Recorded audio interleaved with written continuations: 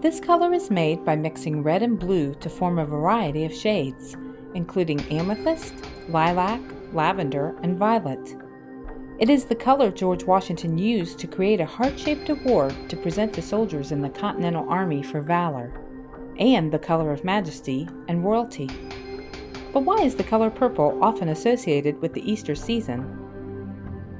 The first evidence of the use of the color purple dates back to 1500 BC to Phoenicia, a name meaning land of the purple. Legend asserts that Hercules was walking his dog along a beach when he noticed that the dog's mouth was dyed purple from eating snails. Hercules capitalized on his discovery and began using shellfish to make purple dye. The dye, in turn, was used to make a robe that Hercules presented to the ruler of Phoenicia, securing purple as a color to be worn by royals.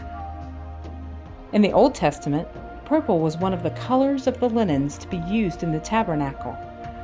The book of Judges reveals that the kings of the land of Midian wore purple, and the book of Esther describes the royal purple robe worn by Mordecai as he rode from the king's palace with a decree to the Jews that would save them from death.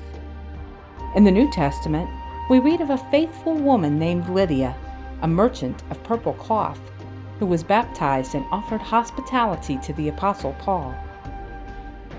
The color purple also figures prominently in the Passion story. After Jesus' trial, the soldiers clothed Christ in a purple robe and made a crown out of thorns and placed it upon his head.